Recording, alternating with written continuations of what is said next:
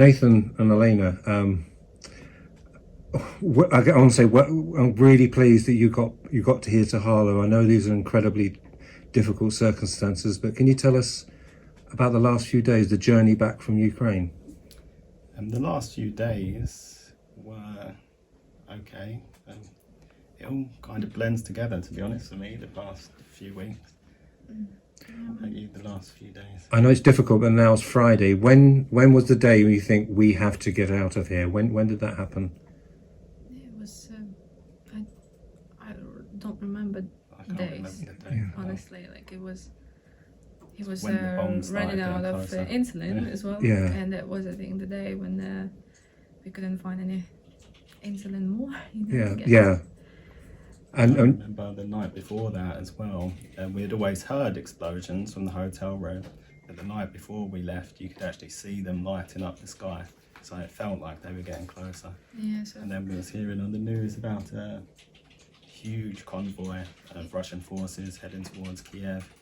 So that was when it was like, it's really time to go. We need to get out. And for the last couple of years, I mean, I know we can go all the way back to 2014 or 1991 or whatever, but over the last few months, had you been growing concerns that Russia were going to invade? When did it start become when and not if? It was before New Year, I think. They were saying that he's going to invade, but then he just turned his military back or something, and we just like relaxed, at least a little, but then it was just keep growing and growing and growing. Well, Nathan said before that I hope when we get to Kiev, Russia won't invade. And yeah, I said it kind of like a joke. I said we've had so much bad luck with the visas. When we get to Kiev, we'll probably see tanks rolling down the street. And true enough, it happened. So how long did it take you to get from Kharkiv to Kiev? Kharkiv to Kiev, I think that's about, is it 6 hours on the train? Yeah, that's an intercity quick train. You just sit in there. It takes not 6, 5 hours. And then what happened in Kiev? Then we got to Kiev, we checked into the hotel, we went to the UK visa application place. It was a huge line Yeah. of people there outside standing.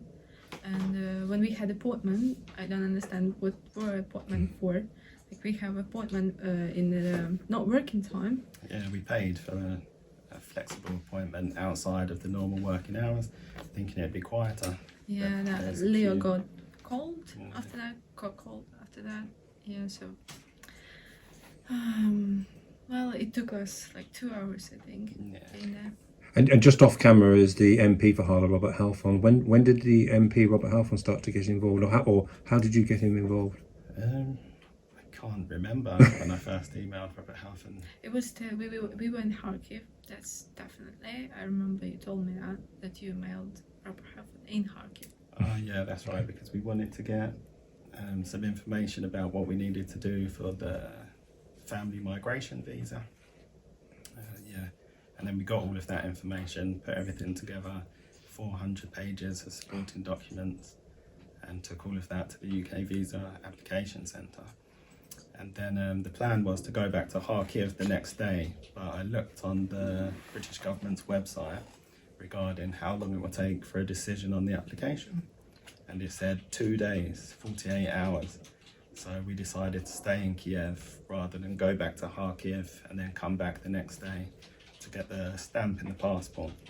Yeah, like it's really hard to take Leo on a train. How old is Leo? 5. All right. He's 5. So we just thought we will stay a little bit longer here in Kiev and just receive our passports. We'll bring our passports to them at least because they're not allowed to take our passports. So we was waiting for that 2 days, and we thought, okay, we'll give it 1 more day. If they said 2 days, we'll give it 3 days. Hopefully we'll get a call. And then that 3rd day, we woke up to the news that Russia had invaded at 5 a.m. that morning. And everything kind of changed from there. Like in 39, yeah. And then did you fly out of Ukraine? No, you couldn't fly out. No. So how did you get? What's the next part of your? What was the next part of your journey? we were trying to find a way out. We didn't know what to do, and eventually one of my clients in America sent me a link to a website called Project Dynamo, and they're a charity in America, and they got us out in the end.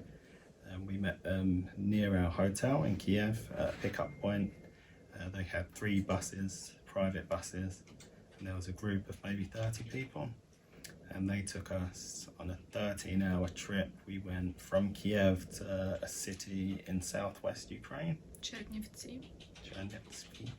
and then we stayed in a hotel there overnight, and then the next morning a 2-hour bus ride to the Romanian border, and then they took us across the border and then put us on a coach to Bucharest, and then from there we found a hotel and booked flights out. I think it was 5 days later. Yeah. And now you're back here.